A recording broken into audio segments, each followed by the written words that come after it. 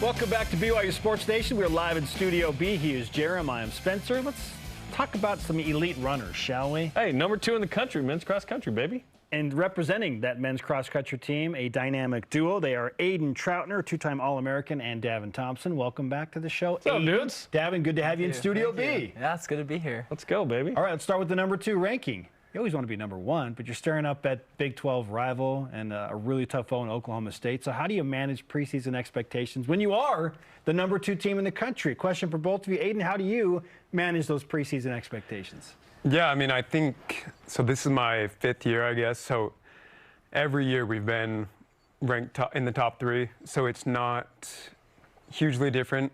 The thing that Coach Aidan always says is that the ranking only matters at the end of the season when it's after nationals. That's the only ranking we care about. So it puts some pressure on that national championship, but the important thing is just the whole season is a process and just making sure that you're getting better every single day, just individually. NAU was the big rival. Are they still the big rival, or is it Oklahoma State now in the Big 12? Yeah, NAU is always going to be good. That's just a fact. Yep. But Oklahoma State is the big dog right now. They got a lot of Africans on the team and arguably one of the best teams in collegiate history. So, yeah, it's gonna be a fight. Do you feel the rivalry more, like with Northern Arizona, even though you're not, competing? I guess you still compete against them, but like you're in the Big 12 now with Oklahoma State. So has that rivalry dynamic shifted more to Oklahoma State? I think it has, just because they've also been more dominant.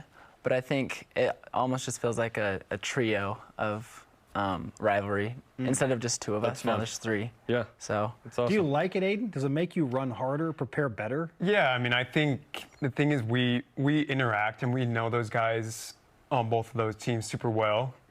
So going up against them, like every single race, we're racing one of those 2 teams pretty much. So you get so much exposure that there isn't so much buildup that it feels like overwhelming at all. But I mean, yeah, it gets pretty intense, especially at nationals. It's pretty much always comes down to one of these 3 teams, and they've gotten the better of us the past couple years, and so we're just trying to rewrite that history a little bit. Cross country season's so interesting. By the way, was that you or Creed getting their hands? Yeah, that was me. That was you. Okay, yeah. Sorry, I couldn't tell. You were twins. When was that? What's the story of that photo? Yeah, so this is actually my first season back after 2 years of injury. So last year. Welcome back. Thank you. I appreciate it. Last year for cross country, I lost a bet with one of my teammates, and so he got to do whatever he wanted to my hair. Hold on, what was the bet? It was just a bet to get to bed on time. So if we went to bed after 9 o'clock, then you got a point, and you didn't want points. Most points lost. So I lost by like 2 points after like 6 months. And 6 months, and it was 2 points. Yeah. Wow. So he bleached my hair. And then nationals came up, and I was just going to be a spectator. I was injured, so I decided to surprise the team, and I dyed my hair blue. And then All-Americans got dibs on shaving my head after. So very nice. It was sick. That's really funny. Casey Klinger's coming back from injury as well.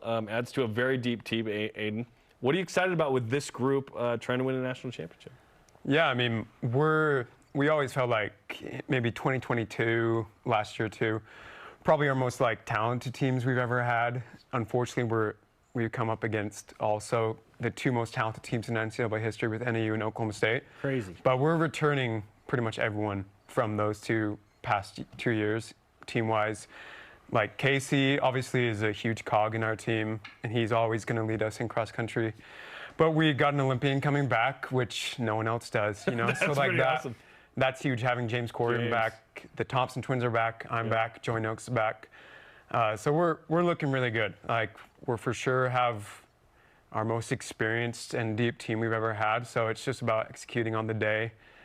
We got a long time to build up and get better until then. You mentioned James. Obviously, he's involved in the day-to-day, but Kenneth Rooks is a good friend of yours as well. He wins the silver medal.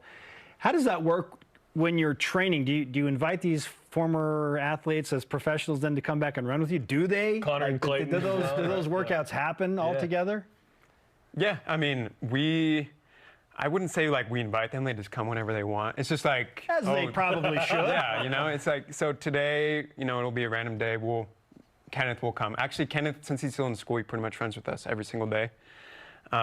He's taking a little break as he gets ready for steeple season later on.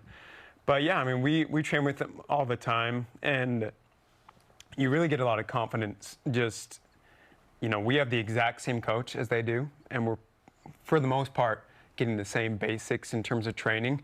So it gives you a lot of confidence and belief, like, hey, this stuff works, so just believe in it, and it's going to work out. Is that awesome? Is it weird? Are you like hopeful that it could happen for you? Like, what does this mean? Because these guys are very down to earth and cool about it, and some of your friends and teammates here that have been in the Olympics. Yeah, it's awesome because getting to the Olympics is like the pinnacle of the sport, and everyone wants to do it, and let alone getting a medal like Kenneth. Right. So it's super cool to see that these are just normal guys, and they're some of our best friends, and we know them on such a deep and personal level, and it's so inspiring. Just to see that, you know, there's normal guys, and any of us could do it too on any given day. And we have, like Aidan said, we have the same coach, the same training, and they push us to be better every day. Does Kenneth ever wear the silver medal around? Have you seen it? I wish. He hurt his shoulder. I think it Right? was too heavy. Yeah, just carrying it around all the time. Poor guy comes back to the airport. How'd Like, you hurt yourself? Silver medal. Silver medal. Yeah, so exactly. heavy. Yeah, too much weight. Yeah. There's a lot going on there. It's a good problem. Aidan, I do want to ask you about your sub 4-minute mile in the Smith Fieldhouse. One, it's remarkable, but two, to do it in the Smith Fieldhouse specifically, what was that experience like for you? Yeah, you know, I was actually talking to one of my friends the other day, and he was telling me like, oh, I'm in a cadaver lab in the Smith Fieldhouse, and I was just thinking like, that's so crazy. Like, we run. People don't know that. Yeah, like that's we run real. there every day, and there are cadavers above us. Like, I don't want to say that's how ghetto the Fieldhouse is, but it's like that's how It's pretty old. multifunctional. Yes, it is multifunctional. So, yeah, I mean, we run there every day, so it's like we get used to it. But yeah, it was a big deal to do that. But I think most importantly, it gave me confidence for the rest of that indoor season to make it to nationals and then make it to nationals in the 5K for outdoor. And really, it's just building up to what's most important to me is just the team success in cross country. Like that's, like I've been here 5 years, and the one thing I feel like hasn't quite worked out yet is a cross country team title. And so obviously some things are out of our control in terms of other teams, but we're definitely looking forward to it. So yeah, that mile definitely gave me some confidence. Awesome. I'll never look at the Smith Fieldhouse the same again after that bit of news. No, that's a real thing. There's the cadavers, and then there's the opponents who die in there too. They come to play Where dreams come to volleyball die. and track, and That's right. exactly. The Autumn Classic in Orem at the Lakeside Sports Complex this Friday, 9:45 a.m. Mountain Time. Give you some BYU Sports Station karma to both of you for that. And Good luck. you can share it Thank with you. the team. Thanks for hanging out with Yeah, us. thanks for thank you coming for in. having us.